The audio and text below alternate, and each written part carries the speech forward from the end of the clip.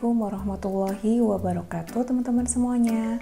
Kali ini yang akan kita diskusikan adalah tentang ahli waris dan juga macam-macamnya. Sebenarnya siapa aja sih yang bisa kita sebut sebagai ahli waris? Nah, seperti yang disebutkan di video yang sebelumnya, bahwasanya seseorang bisa menjadi ahli waris itu karena 3 hal.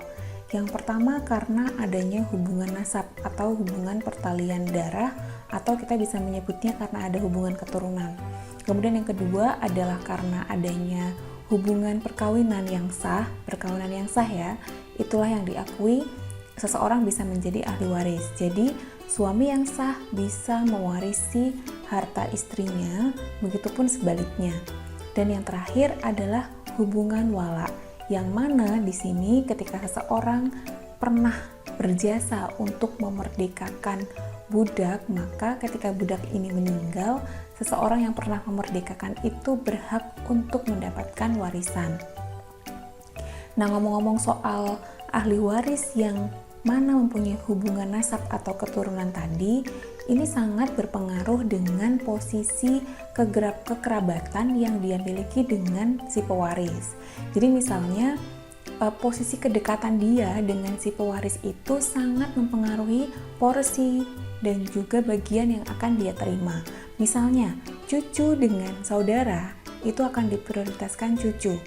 Kemudian misalnya cucu dengan orang tua maka akan diprioritaskan pada cucu. Kalau misalnya kalian ingat di video yang sebelumnya, kita menyebutkan ada 3 macam kekerabatan, yaitu kekerabatan furu, yang mana ini adalah keturunan anak ke bawah, kemudian kekerabatan usul, yang mana itu merupakan kekerabatan dari pihak orang tua sampai ke atas, dan yang terakhir kekerabatan hawashi, yang mana ini kekerabatan yang menyamping, yaitu mulai dari saudara, paman, bibi, ke atas dan ke bawah. Dan yang paling penting bagi seorang ahli waris adalah ahli warisnya harus masih hidup. Kalau ternyata sudah meninggal, berarti sudah hilang haknya untuk mendapatkan kewarisan. Jenis-jenis ahli waris itu sebenarnya apa aja sih? Di sini kita bisa membagi dalam beberapa tipologi berdasarkan hal yang berbeda. Yang pertama adalah berdasarkan jenis kelamin. Kalau dibagi berdasarkan jenis kelamin, kita akan menemukan ada 2 macam ahli waris. Yang pertama adalah al-warithun dan yang kedua adalah al-warithat. Yang mana ahli waris itu ada yang berjenis kelamin laki-laki dan ada yang berjenis kelamin perempuan. Ya, pada umumnya lah ya. Kemudian yang kedua adalah berdasarkan sebab-sebab seseorang itu menerima warisan. Di sini terbagi menjadi 2, yaitu ahli waris nasabiyah, yang mana jelas dari definisinya dia mendapatkan ahli waris karena ada hubungan nasab atau keturunan. Dan yang kedua, ahli waris sababiyah, yang mana dia bisa menerima warisan karena ada sebab-sebabnya, karena ada perkawinan misalnya, karena ada hubungan pernah memerdekakan tadi. Jadi sebab-sebab yang membuat dia akhirnya ada alasan untuk menerima waris.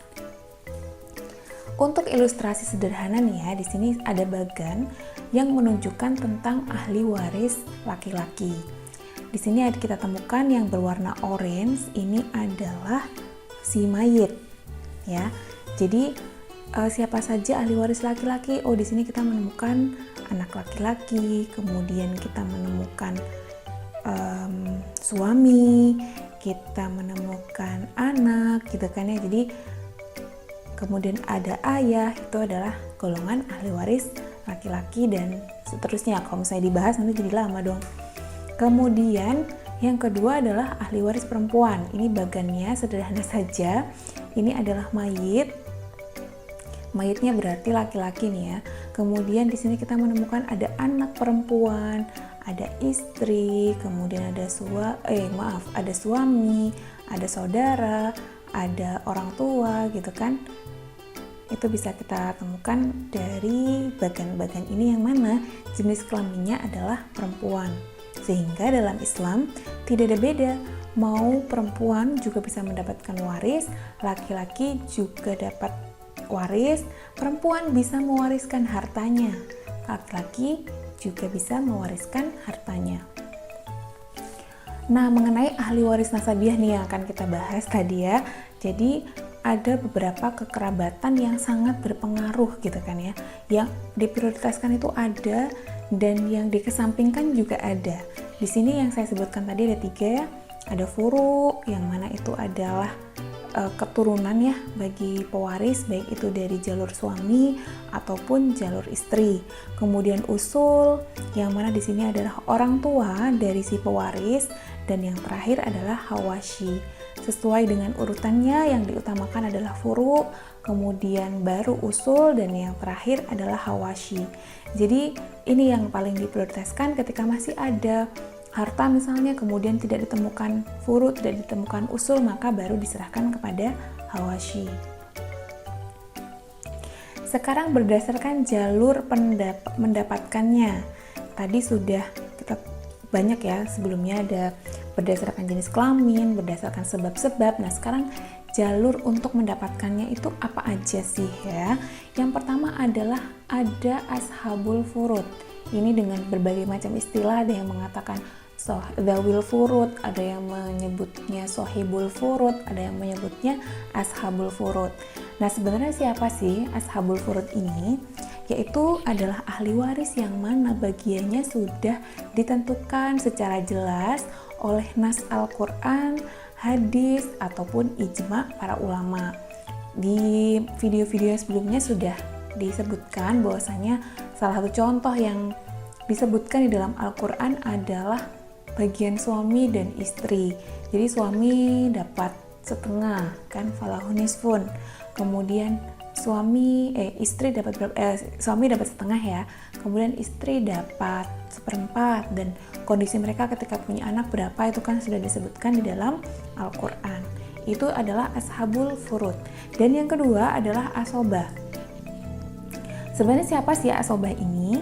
Asobah ini adalah sekelompok orang yang mana dia itu mendapatkan seluruh harta warisan setelah ashabul furud mendapatkan. Jadi asobah ini kan hakikatnya adalah sisa ya, jadi dia bisa menguasai seluruh harta yang tersisa setelah dibagi kepada ashabul furud. Jadi misalnya ada ibu, ada suami, dan ada anak laki-laki.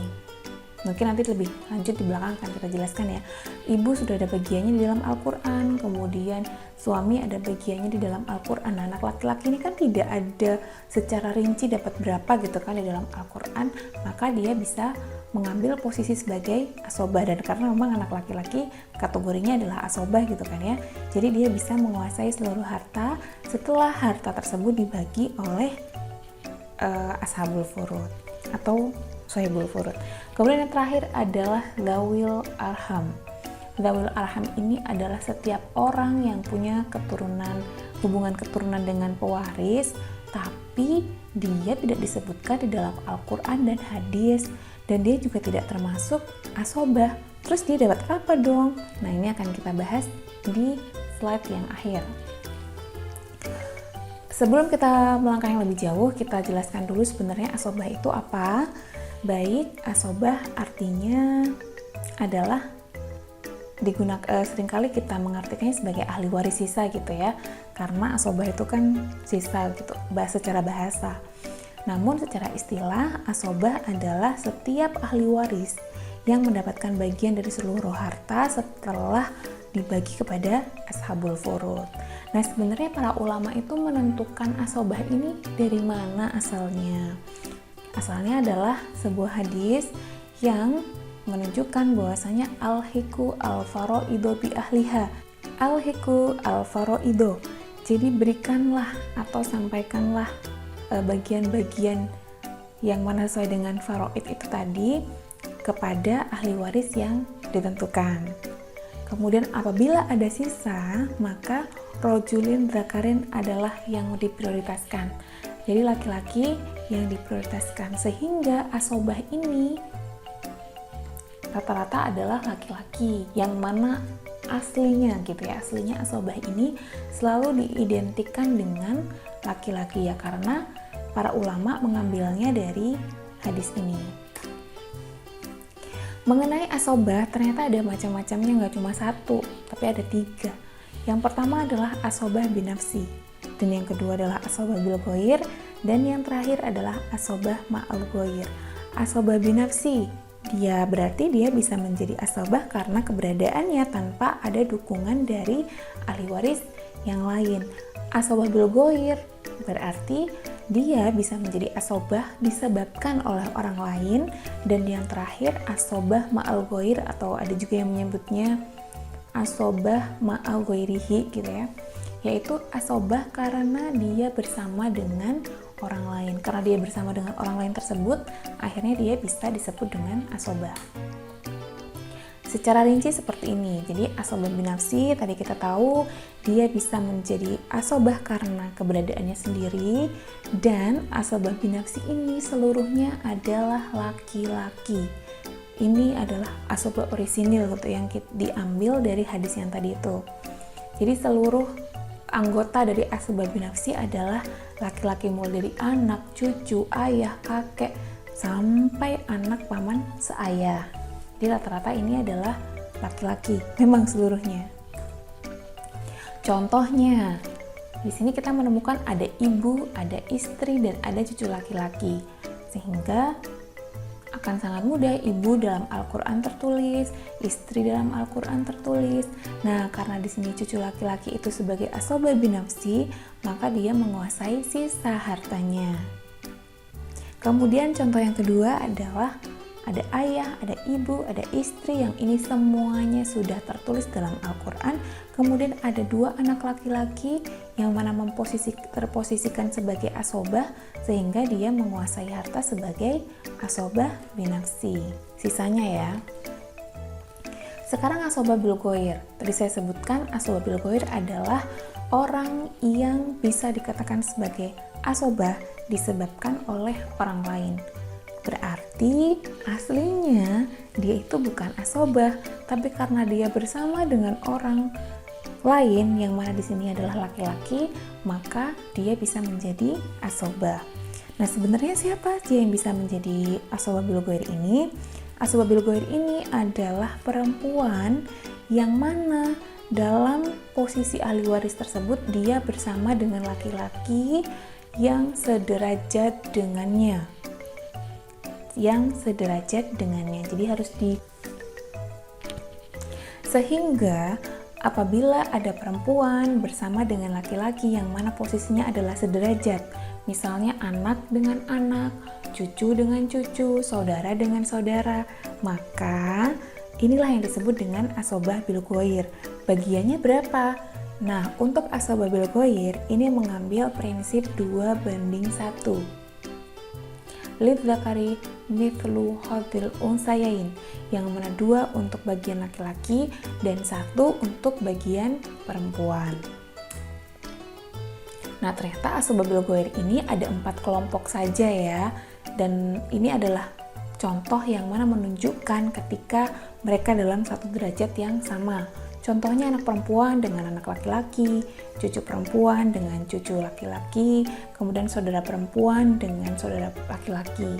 Itu yang menjadi kunci seseorang atau sebuah kondisi menjadikan seseorang itu asobah bil ghair. Contohnya ya ini tadi, ada kakek, ada ibu, ada suami, yang mana ini sudah tercantum dalam Al-Quran. Kemudian kita temukan ada cucu laki-laki dan cucu perempuan. Maka 2 orang ini akan menguasai sisa harta, namun prinsipnya tetap cucu laki-laki 2, cucu perempuan 1. Sekarang yang terakhir nih, asobah ma'a ghairihi atau asobah ma'al ghair. Sebenarnya ini juga bukan tiba-tiba dia menjadi asobah, tapi dia bisa menjadi asobah karena bersama dengan orang lain. Maksudnya bagaimana? Jadi sebenarnya dia bukan asobah, tapi karena kebetulan dia bersama ahli waris, yang mana ahli warisnya ditentukan, yang membuat dia menjadi asobah. Bingung ya? Jadi sebenarnya asobah ma'al ghair ini berlaku khusus untuk saudara perempuan, baik itu kandung ataupun seayah, pada saat bersamanya ada anak perempuan. Jadi kayak misalnya saudara perempuan, baik itu kandung ataupun seayah, itu kan sebenarnya bukan asobah. Tapi kalau secara kasuistik, saudara perempuan, kandung, dan seayah ini bareng dengan anak perempuan, maka saudara perempuan posisinya langsung menjadi asobah. Yang mana asobahnya disebut dengan asobah ma'al ghoir. Kok bisa ada kasus kayak gini ya? Nah, ini sebenarnya adalah ijtihad yang dilakukan oleh Ibnu Mas'ud, yang mana beliau pernah ditanya tentang sebuah kasus kewarisan yang terdiri dari anak perempuan, cucu perempuan, dan juga saudara perempuan. Akhirnya beliau memutuskan berdasarkan apa yang dilakukan oleh Nabi Muhammad, yang mana Nabi Muhammad pernah menyelesaikan kasus yang sama, dan cara pembagiannya adalah anak perempuan dapat setengah, cucu perempuan dapat 1/6, dan sisanya untuk saudara perempuan. Sehingga ijtihad yang dilakukan oleh Ibnu Mas'ud ini disepakati oleh jumhur ulama dan disebut dengan asobah ma'al ghoir. Nah, yang terakhir adalah zawil arham. Yang tadi disebutkan, sebenarnya zawil arham ini orang yang mempunyai hubungan pertalian darah dengan si pewaris. Namun, di dalam Al-Quran tidak disebutkan bagiannya dan dia juga tidak termasuk asobah. Lalu sebenarnya bagiannya apa dong ya gitu ya? Kok kayaknya nggak adil banget gitu. Terjadi perbedaan pandangan di kalangan ulama mengenai zawil arham ini. Ada sebagian ulama yang mengatakan zawil arham itu memang udah nggak punya hak untuk menguasai harta warisan. Maksudnya entah itu dibagi secara ada bagiannya ataupun secara sisa, itu mereka tidak berhak. Itu ada yang mengatakan demikian. Imam Syafi'i, Imam Malik, kemudian Zuhri juga menyatakan bahwasanya memang tidak ada hak waris bagi zawil arham. Namun Abu Hanifah dan juga Imam Ahmad itu menyatakan bahwasanya mereka berhak mendapatkan waris kalau memang sudah tidak ditemukan ashabul furud, tidak ditemukan asobah, yang ada hanya zawil arham, maka mereka berhak untuk mendapatkan warisan. Dan yang terakhir, ulama Syafi'iyah golongan mutaakhirin itu menyebutkan bahwasanya zawil arham boleh menerima waris. Jadi ada pergeseran pemikiran nih ya. Namun kapan? Ketika tidak ditemukan baitul mal yang bisa dipercaya atau yang kredibel gitu, baru boleh diberikan kepada ahli waris, zawil arham. Memang ya kelihatannya nggak adil gitu, tapi mungkin ada solusi bagaimana pemberian harta warisan kepada zawil arham. Kemudian kita harus tahu juga deh sebenarnya siapa aja sih zawil arham itu. Nah, di sini ada 4 garis yang bisa kita simpulkan yang mana ini tergolong zawil arham. Yang pertama adalah dari garis ke bawah. Siapa aja? Ternyata yang termasuk oleh zawil arham dengan garis ke bawah itu adalah dari keturunan anak perempuan. Ya, baik itu mau anak laki-laki dari anak perempuan ya, jadi bisa juga anak perempuan dari anak perempuan, cucu perempuan dari anak perempuan, cucu laki-laki dari anak perempuan, itu termasuk zawil arham. Jadi garis keturunan perempuan. Kemudian kalau garis ke atas siapa aja? Yaitu adalah ayahnya ibu, kemudian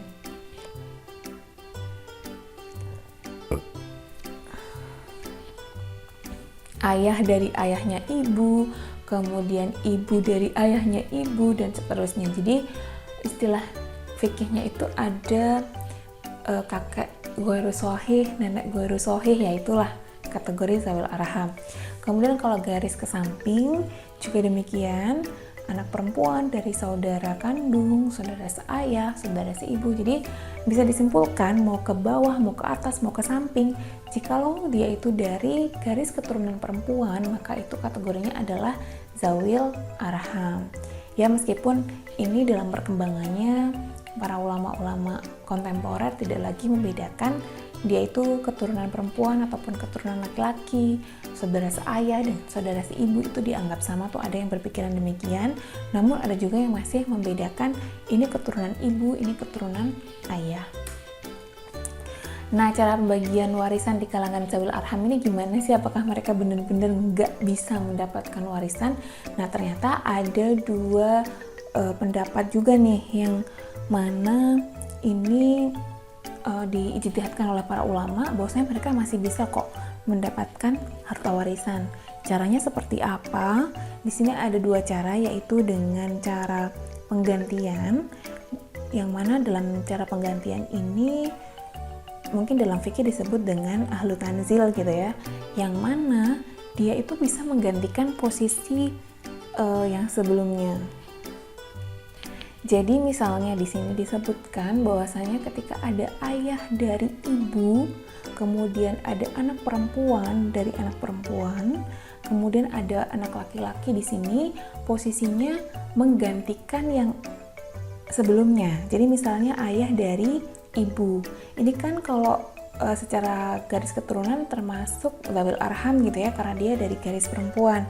Namun di sini yang diijtihadkan oleh ulama Malikiyah dan juga Syafi'iyah yang mutaakhirin, di situ boleh loh ayah mendapatkan waris dengan menggantikan posisi ibu. Jadi misalnya ibu dalam kasus ini dapat 1/6 gitu ya, sehingga ayah dari ibu menggantikan posisi ibu untuk mendapatkan 1/6. Anak perempuan dari anak perempuan, otomatis dia termasuk zawil arham, namun kalau mengikuti cara penggantian ini maka dia mendapatkan setengah, menggantikan posisi ibunya untuk mendapatkan setengah, dan baru anak laki-laki mendapatkan asobah. Kemudian cara yang kedua adalah berdasarkan kedekatan. Kalau yang berdasarkan kedekatan ini merupakan ijtihad dari ulama Hanafiyah, yang mana jadi bukan lagi mengganti, tapi mendahulukan yang kekerabatannya paling dekat. Mas ingat, ada furu, ada usul, dan ada hawashi. Sehingga kalau ada cucu perempuan dari anak perempuan, kemudian ada ayah dari ibu, maka yang didahulukan adalah cucu perempuan, bukan ayah dari ibu. Ayah dari ibu otomatis langsung terhapus haknya, karena memang ada yang didahulukan, yaitu cucu perempuan dari anak perempuan dan contoh-contoh yang lain. Kuncinya furu, usul, kemudian hawashi. Nah, itu tadi penjelasan tentang ahli waris dan macam-macam ahli waris dalam Islam. Ada ashabul furud, ada asobah, dan ada zawil arham. Kira-kira ada pertanyaan nggak dari teman-teman? Bisa ditanyakan di kolom komentar ya. Terima kasih. Kita akhiri. Wassalamualaikum warahmatullahi wabarakatuh.